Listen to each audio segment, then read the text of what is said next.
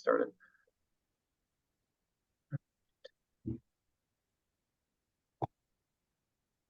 I've been in tax credit hell this week, writing up 2-pagers for all the energy tax credits from the IRA, because David wants to have them done before the annual meeting.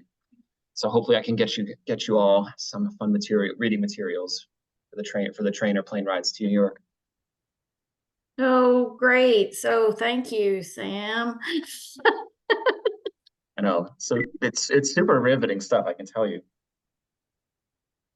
But it's necessary because it's quite a lot to unravel. Yeah. And I feel like literally every page is like some sort of disclaimer about this is not tax advice. This is not tax advice. This is not tax advice. Please go talk to a tax advisor if you actually want to use these. Well, especially we're getting so many questions from the nonprofits on guidance on direct pay, and it's just a lot with the direct pay. Right. I'm still waiting to see what state agency is going to take the first leap and do direct pay, but it seems like school districts, there's been several school districts that have actually already applied and I think are waiting to receive the credit. So that's good to see that schools are taking advantage of it.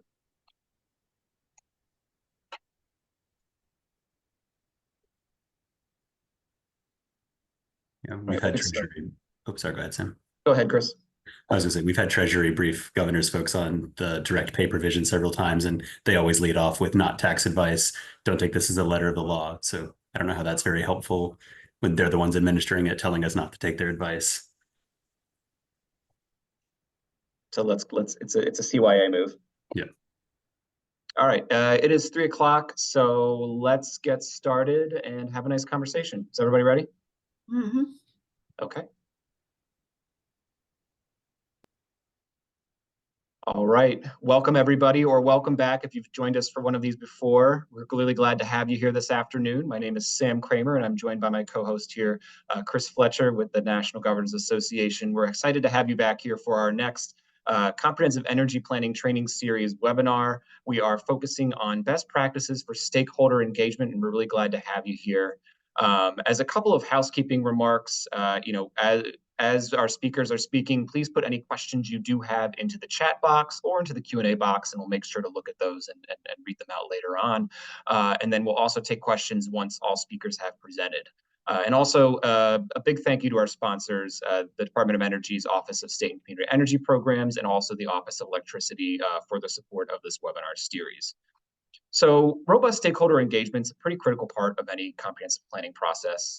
If you have a good stakeholder engagement process, it helps ensure that the key players in a state's energy economy, as well as the general public, are able to provide direction and insight for the plan. And then proper stakeholder engagement also enables the participation of all sectors of a state's economy and also allows for underserved environmental justice communities, low-income communities, to make sure that their voices are heard as part of the planning process.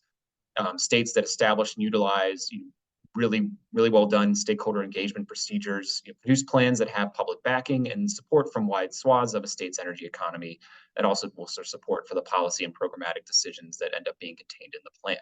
And so we're really happy to bring 3 great speakers here who are going to talk about their energy planning efforts and how stakeholder engagement was a key role in them, and some best practices that they learned from stakeholder engagement, and kind of make sure we're thinking about that as you go ahead and for the next iteration of your own plans, how stakeholder engagement can factor in and be a positive influence for that. So our panelists today are Dave Altoff. He is the Director of the Energy Programs Office with the Pennsylvania Department of Environmental Protection. We have Kenya Stump. She's the Executive Director of the Kentucky Office of Energy Policy, which is the state energy office for the state of Kentucky. And then Dan Burgess, who is the Director of the Maine Governor's Office of Energy. All right, so let's turn things over to our speakers here today. And I think I'd like to start off, Dave, let's talk about you. Obviously, your energy programs plan has had a lot of work and you've done a lot of work with stakeholder engagement. So tell us about some of your recent approaches to stakeholder engagement and how that's kind of worked for you. Sure, thanks, Sam. Thanks for getting us together to talk about this important topic. Thanks to NASEO, thanks to NGA as well for all the support that you guys provide to us as state energy offices. And I know that we've leaned on you and frankly, NASEO, the last time we did sort of our comprehensive energy assessment and put a stakeholder group together, we actually invited NASEO to that group to help us to not only give us an in-state perspective, but an out-of-state perspective And I think that's kind of where I want to start, which is that, when you're really talking about stakeholder involvement, when you're talking about getting other folks to participate in your planning process or participate in sort of like making sure that you include all opinions, you have to remember that everybody sort of has a story to tell, and that's part of the purpose is to making sure that you give folks a voice. But I would say that you have to make sure that you do that in an organized manner, right? And so one of the things that I think helps to be successful with regards to stakeholder engagement is making sure that, not necessarily that you have rules, but that you have a business process, right? That you're just not showing up unannounced, that you're just not intervening on a meeting elsewhere and then just start asking questions and looking for feedback.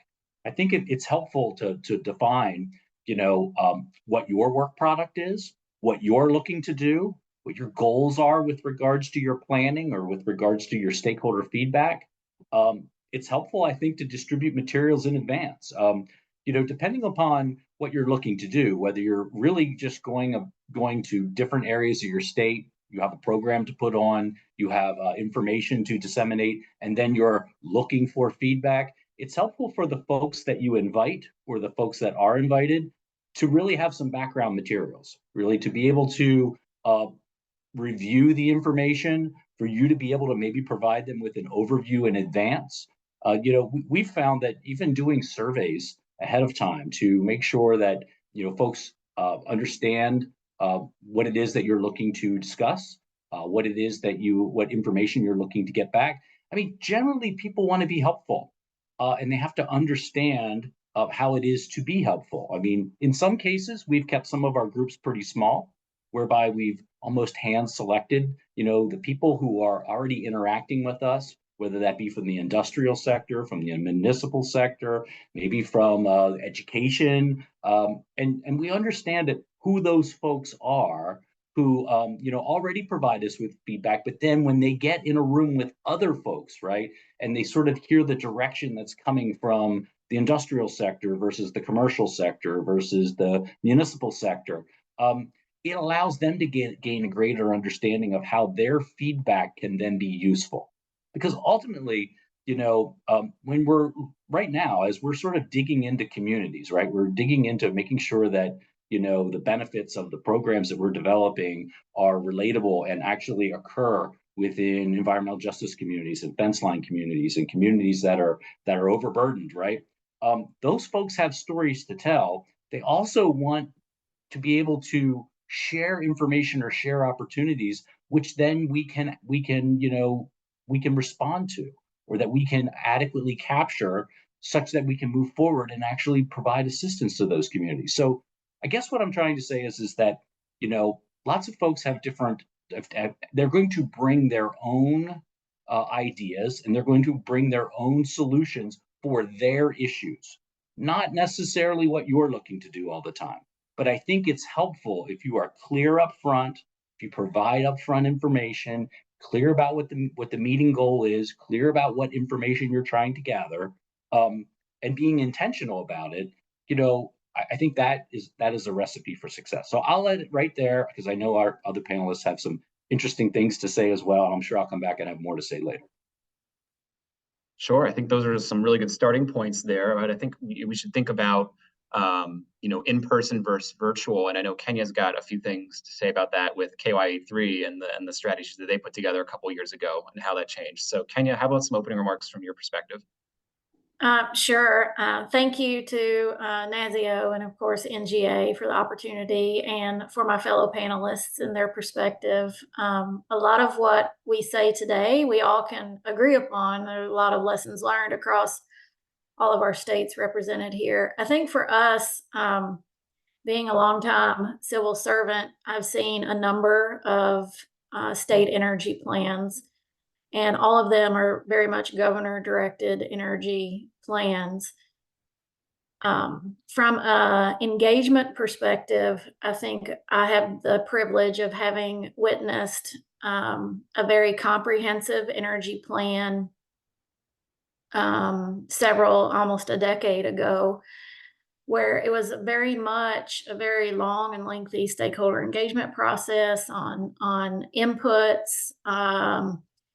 We had a lot of technical assistance because we were developing at that time a lot of custom models and running scenarios, and that required a lot of education, to Dave's point, education around just our energy systems and energy terminology.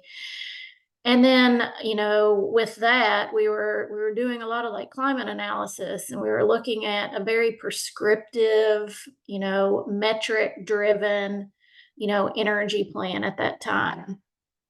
I think what we learned there, Sam, is technology changed.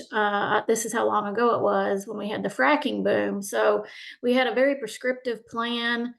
We had a very prescriptive, detailed action, climate action plan. And then all of a sudden, the energy landscape changed due to technology innovation, and a lot of elements of our plan didn't quite make sense because they were so specific to certain types of technology.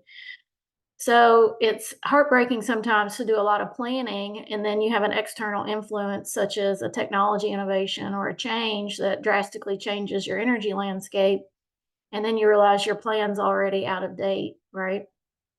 So I think come forward to 2019 and Governor Beshear, and we were in the midst of COVID, and the governor, our previous governor, did not have an energy strategy, didn't feel the need for one. And so Governor Beshear wanted an energy plan.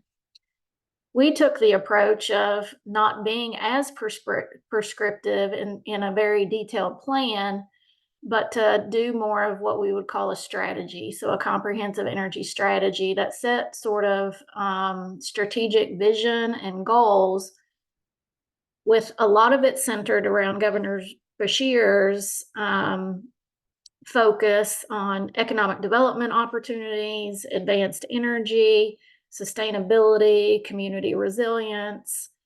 And those were kind of key core concepts that we were seeing in the early stages. We didn't realize how influential that would be.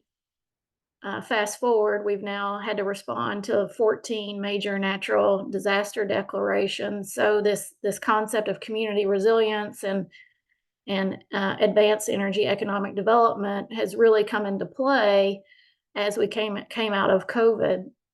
But our perspective there is COVID really changed our landscape of engagement. Now, I think Dave had some very good points. Some of the core principles still remain the same. However, we were greatly challenged because we were going to do regional engagement sessions.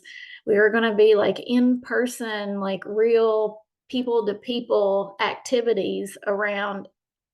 At this point, it was around implementation of a strategy. So I think that's important.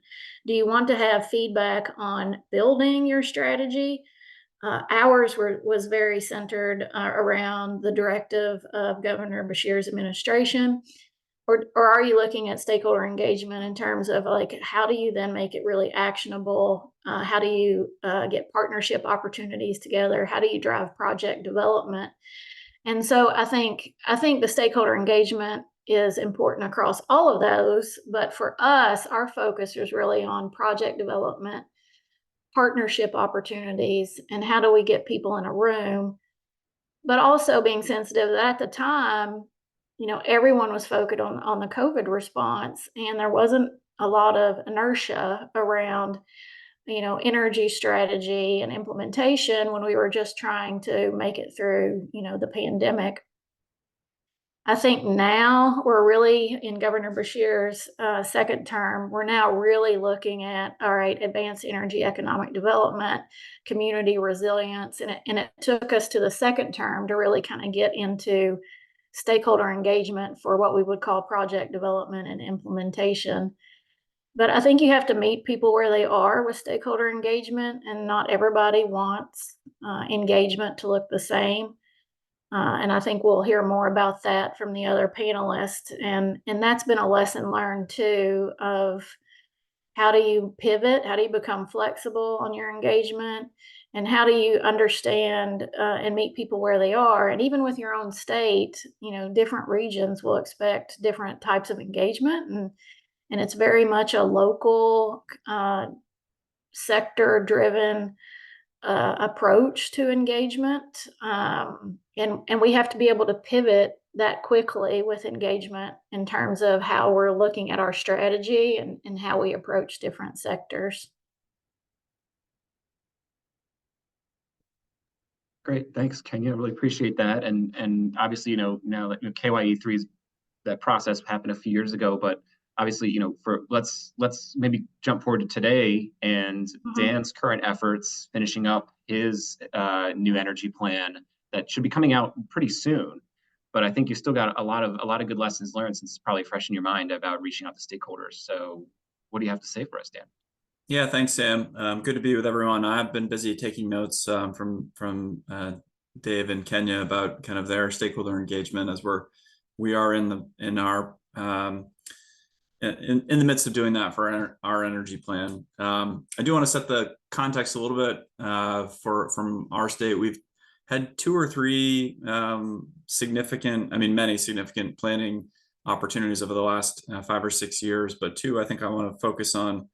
One is our Climate Council work, which started right before the pandemic and continued through the pandemic. So we had a lot of the similar challenges that Kenya mentioned. But we had a Climate Council with 5 or 6 different working groups that really reached a number of people depending on the topic and area of interest and expertise. That plan was then published, and now we're kind of in the process of updating that climate plan, and obviously different from an energy plan, but the kind of stakeholders and interested parties are often similar, right, in our planning exercises. And so we had really good engagement through that process, which we were involved in with a number of different state agencies. And then we also have completed an offshore wind roadmap, which there's some overlap with the Climate Council processes that we had, but we structured it pretty similarly. We had a core advisory group, and then had different working groups where they could take detailed and specific information depending on the topic. So whether it was, offshore wind industry, or those interested in, working on issues related to fishing or ocean users, those were kind of more detailed places where we could take recommendations up and have them to consider as a part of the roadmap. And that was published a couple of years ago, or I guess a year and a half ago now. And so we are, for our energy plan, utilizing a lot of the existing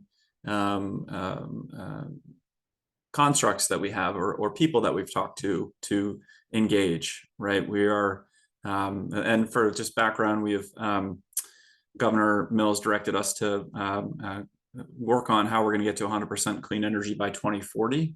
We already have an 80% renewable portfolio standard for 2030, but really looking at, okay, how do we get to 100% clean energy by 2040? So we've, that involves, that involves a lot of, as this group knows, and others, a lot of technical analysis, right? Like what is the system going to look like between now and 2040?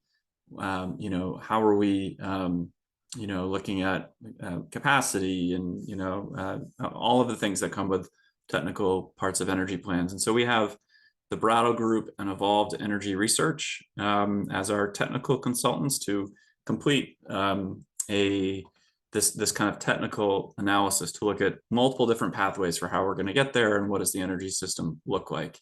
I think Dave's point and really about how to go beyond the technical, right, and kind of make this a document which people can, not have to know the details of a forward capacity market or otherwise, is really important to us too. So we're going to take this technical information that we're really excited about, but then also kind of bring it up a level in our overall energy plan and kind of bring it more towards, okay, what are the key policy areas that we want to focus on, and what are some of the outcomes that we want to see with this technical report as an underlying document to support that work. So we began outreach early fall last year with our consultants. We've held, I think, multiple meetings over Zoom, have worked with the energy group of the Climate Council that I mentioned before. Each webinar has been really well attended, 100 to 150 attendees. We've sought to kind of utilize partner networks to engage more folks where we can. We did questions and feedback through the chat and follow-up emails, posted summaries and all the documents online, and have really tried to expand into areas or to reach people that we may not typically reach or that aren't coming to the Capitol every day.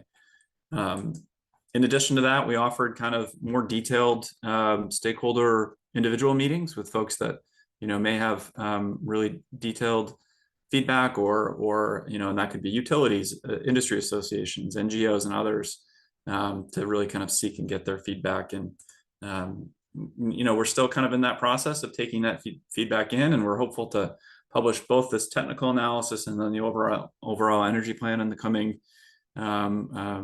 weeks to months. And then I think we're, looking at, not just Kentucky and Pennsylvania, but what other energy offices have done for energy plans, whether it's Hawaii or Washington or others that have, I think, really good models of, whether it's an interactive dashboard or, clear explainers about the technical findings. We're really looking at kind of other state examples for how to proactively and clearly show what the priorities of the plan are in a way which can be understandable to folks in the state of Maine. And so working through that now, I'll say we're interested to hear feedback and examples from this and other forums about how to do that. And then I think at the end, we want to make sure that we're, communicating what's in the plan and kind of working on how it's going to be used to, kind of advance the directive that we have. And so excited for this conversation to hear questions, but also to hear from others. And, as I want to underscore what the others said of, the energy planning can be challenging because the world changes all of the time. But I think, the more that you kind of know that and can kind of set the directional foundation for the policy and planning work, it can really bring some really good information to it. So that's what's happening in Maine.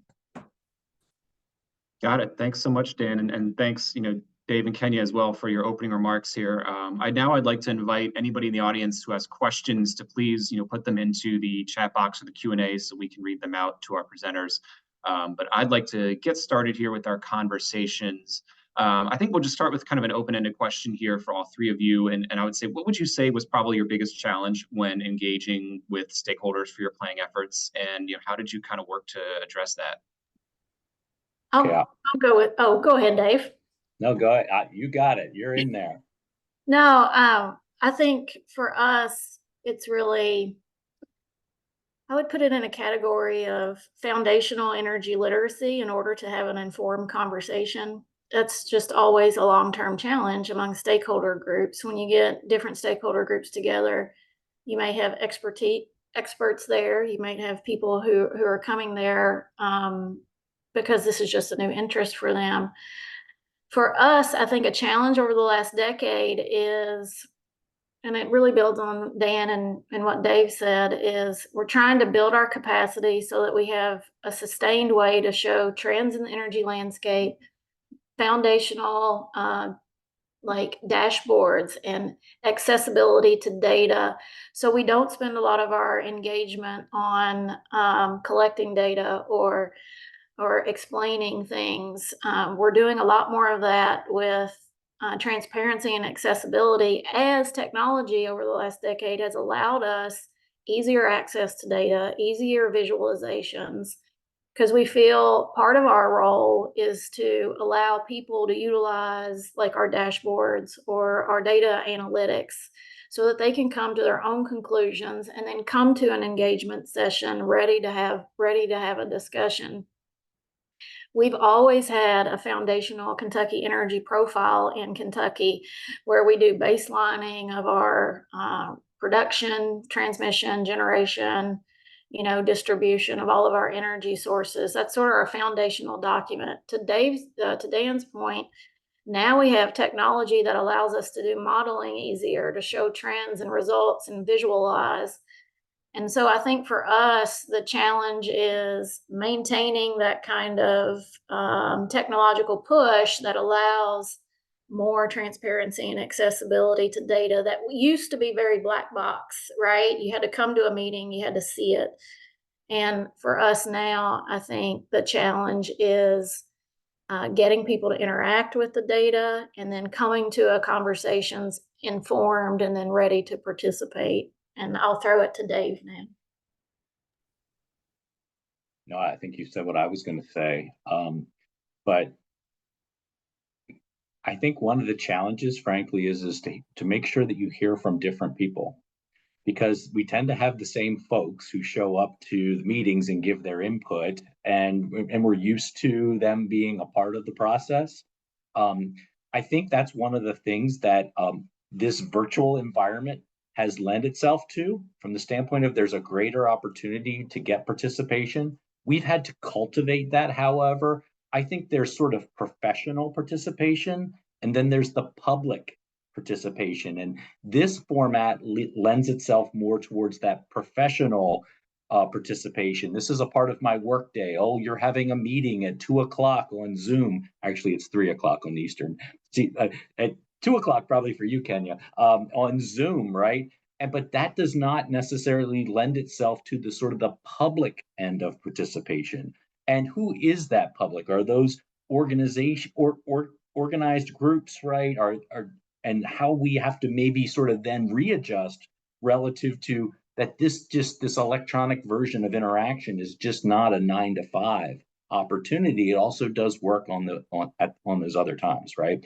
So I think that making sure that you get the diversity with regards to your stakeholders in this environment today is important. Frankly, I think it was a problem before as well. Like I said, there tends to be sort of like the same folks are going to show up. It's part of their business is to want to interact on energy or climate issues and be a part of the planning, because they have certain goals. They have certain ideas that they would like to see implemented. And so they're focused on what we do.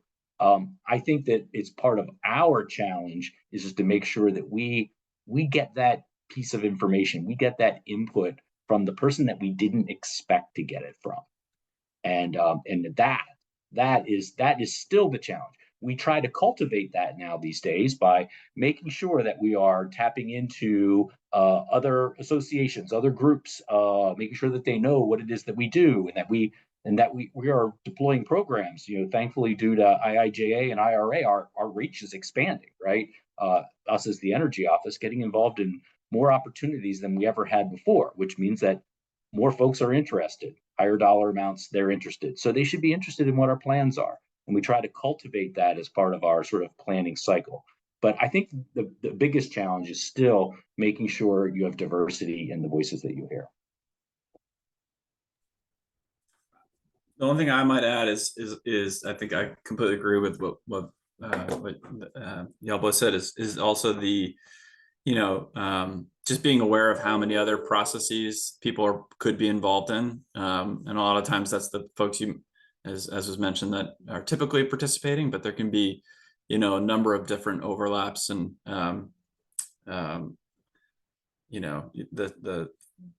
just being aware of kind of how much is being asked of folks, and that you're coordinated where you can be, whether it's, other things happening, I think is important, but I would agree with my colleagues on what they said. And Sam, I would like to say this, if it hasn't been clear, so state agencies are very good at what we would call community communications, right? I think there's a big difference, and Dan and Dave can add some more color. Community engagement is completely different than communication, right? So engagement implies a two-way street here. Oftentimes you're looking at who's not in the room that needs to be in the room. Those, to Dave's point, that's very difficult, right? A lot of our vulnerable populations are just not in the room. And sometimes it's easy to lend on organizations that represent certain populations. But even then, I don't think the voices are really in the room sometimes. We've had to look, when we look at energy interdependencies, we're now looking at partnering with like food banks to get messaging out or to raise awareness.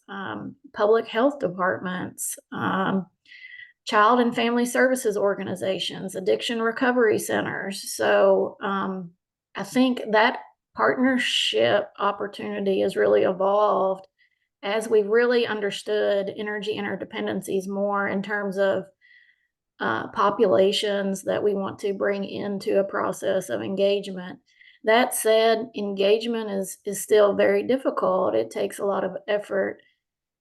So many times we're in a room and it's really just communicating an effort to someone and then seeing if they really had questions. And I think there's a lot of work in the social sciences that I think energy offices and governor's offices can pull from in terms of, how do we really do community engagement? We're not taught how to do engagement. And I think there are a lot we can lean on by asking people who do this. And a lot of those are social scientists who engage with vulnerable populations and they know. And so I think it's important to ask for help in community engagement and get someone on your team or as a consultant who really has the knowledge of like how to facilitate that kind of two-way structure.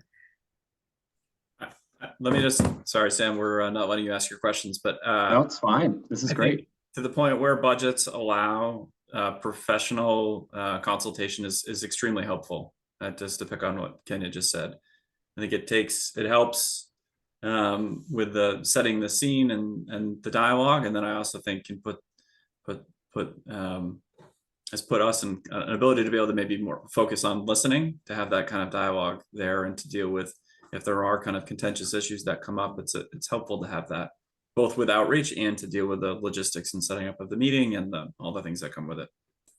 Yeah, I want to double down on that.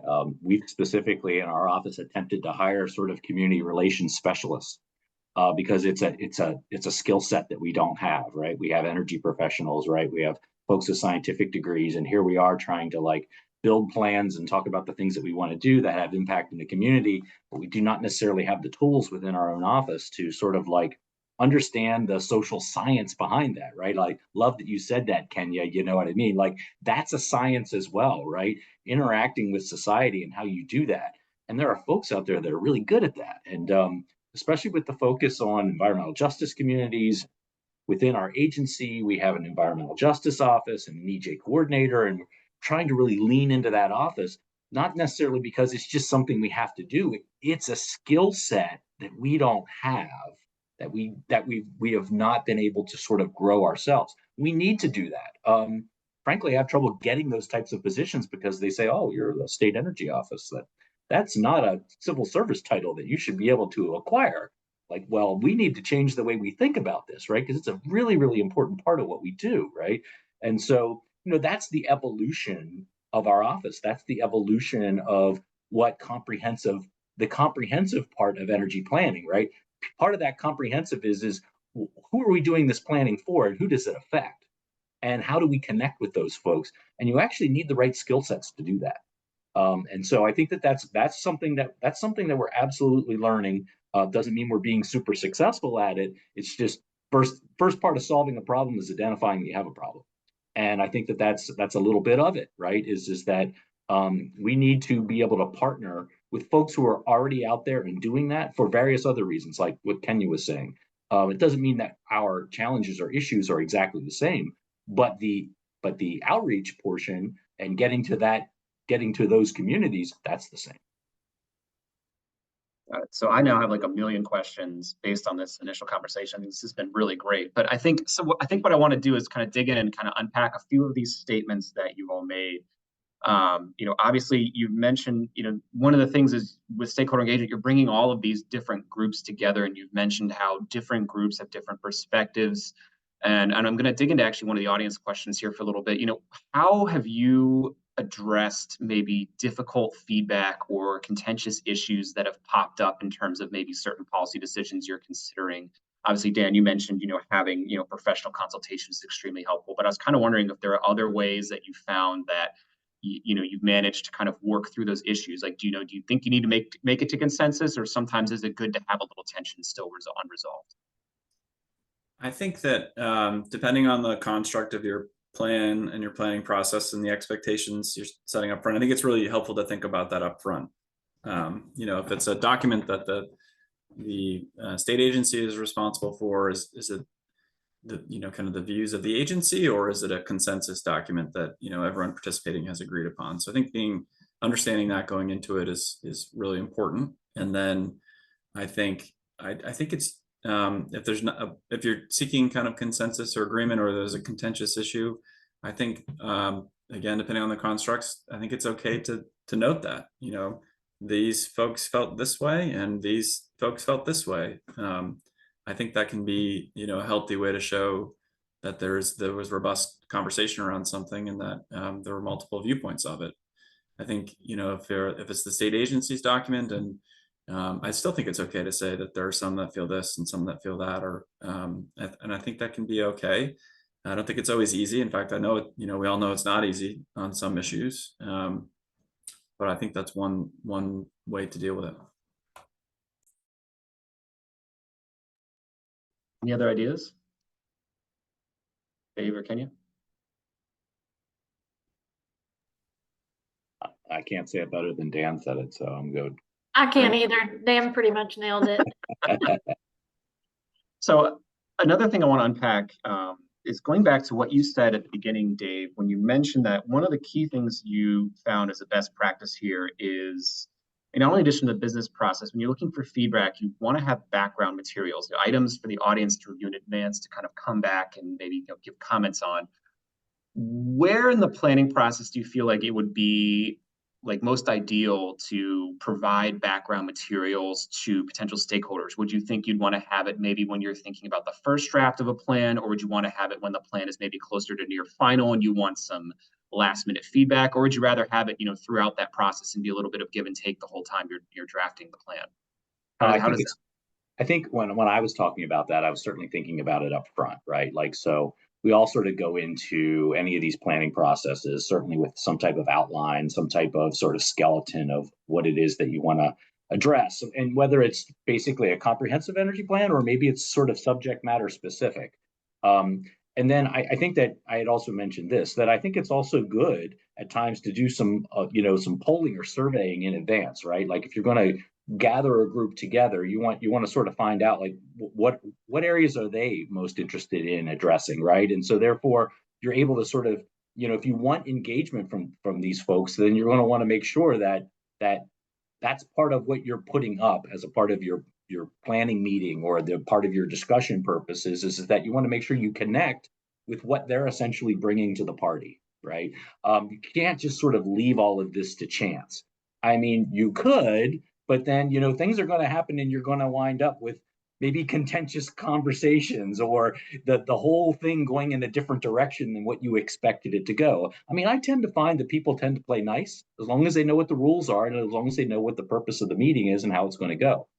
If you take some of their feedback at the beginning from the standpoint of explaining thoroughly what it is that we're going to be doing, this is sort of an outline of the sections of the plan that we want to discuss during this meeting. And you're actually then they're seeing possibly some of their feedback or some of their responses included in what you're already considering, then they're engaged. They know that this is not just sort of like, hey, I'm here, so therefore that you get me to sign a sign-in sheet at the door, and then later on I see my name as a part of a contributor to the plan, right? Like we've all seen that before, right? Which is like, hey, everybody who ever attended a meeting, they're then all a contributor to the plan. See, it was comprehensive. I think making that connection up front, doing a little homework up front, doing some surveying up front. Now, it's easier to sort of survey, I would say, professionals, once again. That's sort of that sort of professional involvement. But it's sort of the same mindset, though, is that you want to sort of be forthright. You want to, if you do some homework up front, if you provide some information up front, that connects better than later on after the meeting's over. It's like, hey, we're going to follow up with you. They're already engaged because they felt like they were a part of the process, just not as a part of the meeting, but as also a part of building what it is that they're there to comment on, and they're there to provide instructional. Got it. Thanks, Dave. And then Kenya, I also want to go back. I know you've answered this in the Q&A box, but I want to kind of have you elaborate on this just for folks that may be, listening into this, once this training is done, is that, early on you mentioned that one of the key things that you wanted to have was kind of an education around the systems and the terminology that go into energy. You want to make sure that folks have that base level of knowledge to better understand the issues they're going to be speaking to and responding to. And so tell us more about, how did you kind of get that base level of knowledge out to the stakeholders you wanted to engage with? What was the education and training for that like? Well, I think training and education sounds very formalized, right? So you have to embed kind of energy literacy into how you present, in our case, our office, right? So everything we do is about presenting products at various level, whether it might be, an NREL complex model, as Dan said, like on resource planning, like how do we break that down into, a 5-minute YouTube video of me saying, okay, we did this thing. Here's what it shows. This is how it's impactful to the citizens of the state, right? So I think it's everything from, we've done individual, 5-minute walkthroughs of our products and we throw it up on YouTube. We've done very extensive, like in person, let's take you through Kentucky's energy profile and what that means. But we're starting to lean more and more on these snippets of kind of what we call Energy 101 videos where, I'm a big fan of like whiteboard drawings that can show like what a transmission system is. Here's a distribution system. Here's how the electrons go from a power plant to your house. Here are the things you should know about that, a step down transformer or, rates. So I think I will say the benefit of technology innovation is it allows us to communicate more rapidly on things. An example, we have an affordability dashboard where we talk about energy burden in Kentucky, energy bill analysis, water bill analysis. I did a 10-minute, probably less than 10-minute video on energy affordability, energy burden, trends among, utility bills. And then that naturally led into, well, here's where you go to get assistance, weatherization assistance program. Here's what you can do, tax incentives. That's really where we've gone a lot, is self-paced. And then our in-person efforts then are the relationships with organizations that can help deliver our content. We're still doing that two-way, right? But I think we have to be very strategic because we found in a lot of our engagement, knowing if someone coming to your meeting is there to be an observer or an active, like, yes, I'm in it for the long haul. I want to be at every meeting and I'm giving you feedback and I'm doing the work products because we give out homework. We're going to expect you to do things. How we engage with observers that just kind of want to keep up with what we're doing versus then how do we engage with those that really want to, do the homework, like go into a class, like we're going to expect you to actively participate. And I think technology allows us, to Dave and Dan's point, we do surveys to find out, how do you want to participate? Are you here just to look and listen? Or are you here to actively engage? From that, we can then engage separately with the different groups. I hope that's what you wanted, Sam, but no, I think that's all great. But I think a follow-up, and this is also an audience question, is did you hire someone for those Energy 101 videos or was that internal staffing? And if it was external, can you share the RFP for that? Yeah, so it wasn't an RFP. So I think I'll tell you Energy 101. So one, we lean on our academic institutions because they not only have energy experts, but they also have educational and social work professionals that can help you design materials. And oftentimes they have these already made, ready delivered. A lot of Energy 101 videos are already out there through DOE has a great set of Energy 101 videos. I'll put in the link. There's a great gentleman that does whiteboard videos on everything from climate to, electricity generation, and they're easy, they're digestible.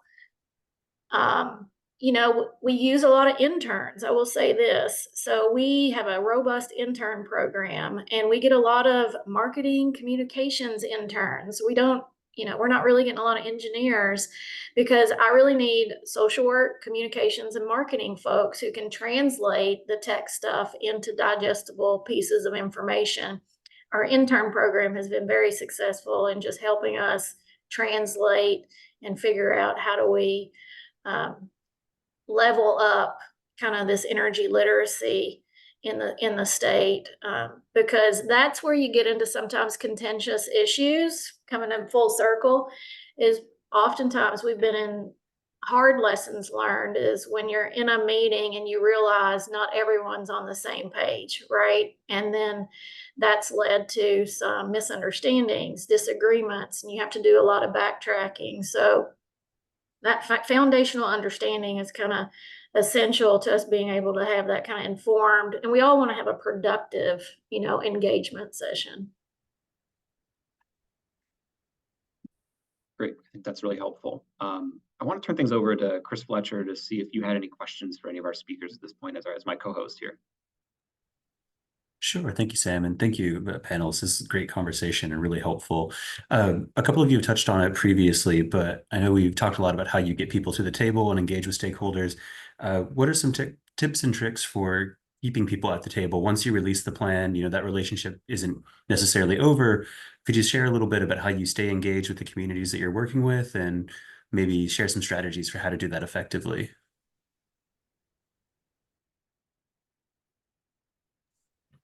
Well, I'll go first. So I would say our energy plan is still being completed, but we're thinking about, or still to be completed, but we're thinking about that. The other planning efforts that I've talked about, one of the things that I've found really useful and helppful for the implementation of the plan too is to do at least kind of annual updates on where you're at on those recommendations, and that I think it's helpful to show progress being made or where there's more work to be done. That's not necessarily kind of the specific, you know, back to engagement, but is at least, you know, this isn't a report going on the shelf, right? Like this is what we said, and this is how we're doing, and that can drive kind of engagement and conversations. And so we found that to be a useful tool. Yeah, I don't know about tips and tricks, but I think that one of the things that we've done is that, you know, we try to stay engaged because ultimately planning is about deployment, right? And so we tend to have, you know, some working groups or some consortiums, and specifically in Pennsylvania, we have our Drive Electric PA coalition, and we have our Energy Storage Consortium. There's two that come off the top of my head, you know, done some reports on food waste to energy, et cetera. And those tend to be communities of folks that, you know what I mean, that are engaged in sort of that sector, and they're interested in what's going on from the standpoint of funding assistance opportunities or, you know, progress that's being made in the state within that sector. And that sort of keeps that sort of interaction alive, right? So therefore, when we come back to a comprehensive energy planning session or a climate action planning or whatever that may be, that encompasses sort of their subject matter, then they're re-engaged relative to that comprehensive energy planning exercise. I think it's hard to keep alive sort of like a sort of a multi-sector group. But if you break it down into the areas in which they're interested in, and you continue to sort of like nurture that relationship, I think then it's ready made for you next time. And so I think that, you know, understanding that some of these processes that may be sort of one-off or one-time things, there is sort of a cadence to them. As Kenya said, sometimes maybe a certain administration or a governor comes in and says, we don't really need to do that energy planning, right? That creates sort of like a sort of a hurdle, right? Or sort of a disconnect, maybe is a better way to put it. Nothing you can really do about that.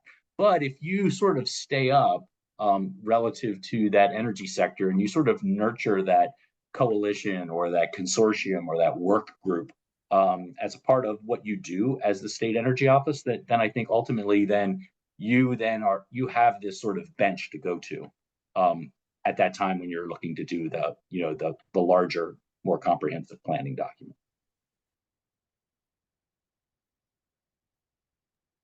Thanks, Dave.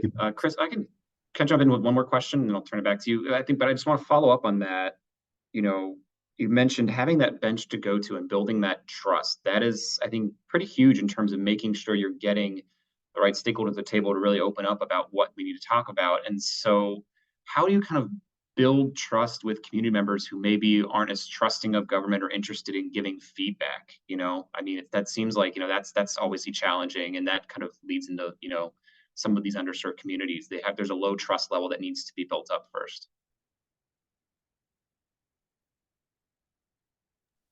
Okay, I'll talk a little bit, and I'm sure Dan and Ken, you'll have something much better to say than I do. But I think that you need to have a partner in that community who can vouch for you. A couple times, I've been involved, and when somebody stands up and says, "Hey, that person knows what they're talking about. Like, this is a real opportunity. We should pay attention." That is actually what builds trust. And so you're not going to walk in the door with that if you're not a known quantity. And so I think that that's, once again, this is where this sort of there's a science to this, right? There's a profession around this. There are folks that are probably already engaged in that community. And who are they? And what do they do? And what do they care about? And does it connect together with what you're looking to do? And so maybe that's hiring a third party. Maybe that's hiring somebody who already does work in that community. Once again, it could be part of just sort of doing the homework. But I think trust is earned. You can't walk in with it. And helping to earn it is when somebody stands up next to you who's already trusted in the community, and they say, you should listen to this person, or they're not here to to pull a fast one. This is somebody that you can work with. I think that is how it actually happens. Yeah, just to build on Dave, and he couldn't have said it better, but building on that concept of trust. So for us, I think you all know I've been a long-time civil servant. I think there's a lot of wisdom that comes with age, and I've noticed that trust comes with admitting like vulnerability in a space. So as a state agency executive director, it's not my natural inclination to say that my office is vulnerable, right? Or that we're in a vulnerable space. But I think being truthful and trustworthy, meaning like admitting when I don't have all the answers, or, like to Dan's point, if we're doing an activity where we're forecasting the future, you want to talk about vulnerability and uncertainty and, getting it right, or admitting that this is one way it could look, but we're not 100% certain. And a lot of stakeholders, we get into a space where we're not 100% certain about what's going to happen in the future, but we're trying to design policies and get feedback. I think it's just important to admit that I may not have all the answers, but I'm willing to be here as a resource and as a partner, and like work through this as we evolve. It's uncomfortable. So a lot of this is we have to live in a space of being uncomfortable in situations, and through that being uncomfortable, we then end up with, as Dave said, you end up with people then saying, "Oh, well, this is what's important to me, and this is how I want to work on this, and this is what this means to me." And when you can get to that point, I think you can really make strides moving forward. But saying I'm here from the government, here to help, doesn't really get you a lot, right? I think I'm from the government, and I'm here to be in this space with you, right? And to provide as much information as I can to help us, move through this process, whatever it may be. And that's my kind of final thoughts building on Dave. But yeah, trust, it's hard, and it begins with kind of that vulnerable space and being uncomfortable. Once you can get past that, then you can do some really cool things.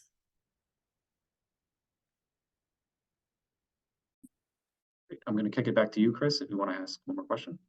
Sure. Thank you again, everyone. Probably likely that some of the folks on the call are from states that are either just beginning an energy planning process or are thinking about doing that shortly. If you were at the front of a process again and starting to think about key steps that you would take as you were starting to scope this out to bring stakeholder engagement into it, what would be some of those key first steps as you're standing up this process? I'd call NASEO and NGA first off and ask for who's doing this right now and who just did it and how did they do it, and give me some examples, like this webinar. I'm kind of joking, but I mean, I think you gotta hear what's worked well, and kind of learn from and emulate some of the best practices from other jurisdictions who are doing the same work. So I think that's one step.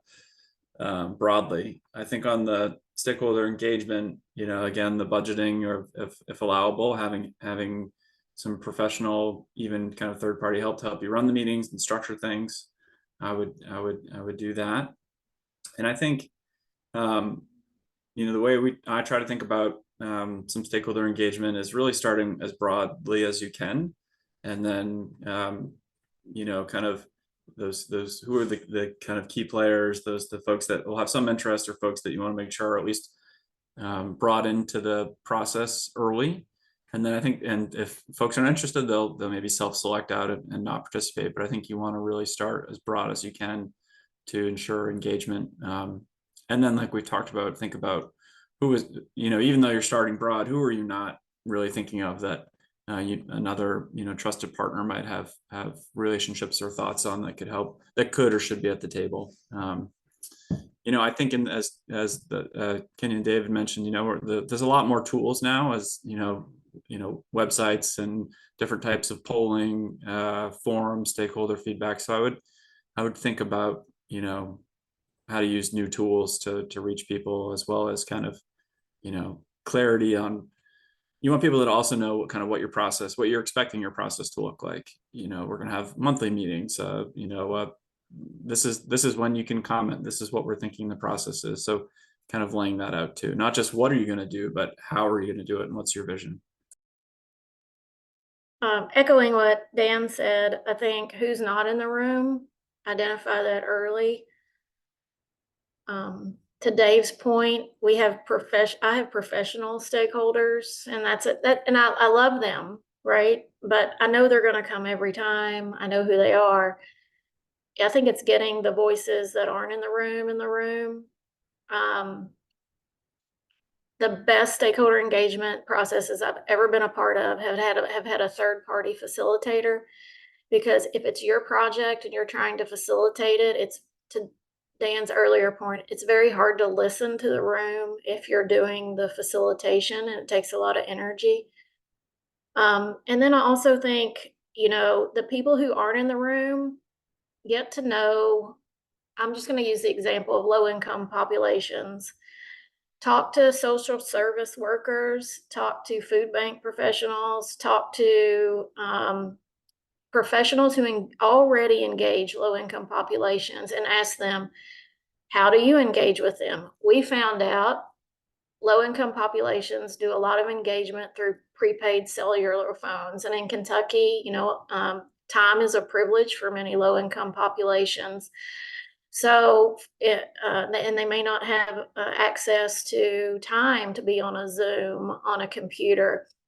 So understanding that, the low-income populations' preferred method of communication, and again, how they want to communicate, really changes your strategy. If you know that, they're going to be using a prepaid cell phone and they've got prepaid minutes, and how do we do engagement, and what technology can we use? And then I mentioned this in the chat, wraparound services. If you don't have a budget, or you can't partner with organizations that provide wraparound services, childcare, transportation, food goes a long way, time of a meeting. So I think there's just a lot of learning around the populations you want to engage, and working with people who already are engaging with those populations. And I'll turn it over to Dave to see if he's got anything to fill in. Yeah, one last thing to say, and this may be a little bit do as I say, not as I do. But I think the high end of this is that it's easy to fall into stakeholder engagement. Okay, how much do I have to do? Where do I have to go? How many people do I need to touch? And in reality, it should probably be, what do I need to get from the stakeholder engagement? Is probably the first question. And then it gets into technology tools and I think that's where it's important to sort of tend to these work groups and have these sort of like this subject matter expertise that you are connecting with on a regular basis, because that's your bench. And then when you ask yourself, hey, what do I need to get out of the stakeholder engagement? You already have a good idea of who's out there. Yes, some of those might be some of those professional commenters, right? Those professional stakeholders, as Kenya calls them. And they're going to be there, right? But then looking beyond that, like what do I need? What do I need to get out of my stakeholder engagement? And therefore, then that may lead you to an opportunity or a population that you're not currently working with, and that's where maybe you need to plan for, as Dan said, for some professional help, right? Or to sort of like make a run at getting that type of engagement, because that's what you need, rather than how much do I have to do? Because that does factor in. Thank you all. I appreciate that, and throw it back to you, Sam. Great. And so we are at time here. So I want to just say a big thank you to all three of our speakers today. I thought it was a wonderful conversation. I really learned a lot, took a lot of notes here. We know we did touch on stakeholder engagement in terms of underserved and low-income communities. We are going to be having a deeper dive into that next week, or not next week, next month, excuse me, as part of our next webinar series on our series entitled Ensuring Equitable Outcomes. So please feel free to rejoin us for that, and we're hoping to see you soon. Otherwise, have a great rest of the afternoon and a great rest of your week, and we'll see you in a month. Thank you. Thank you. Bye-bye.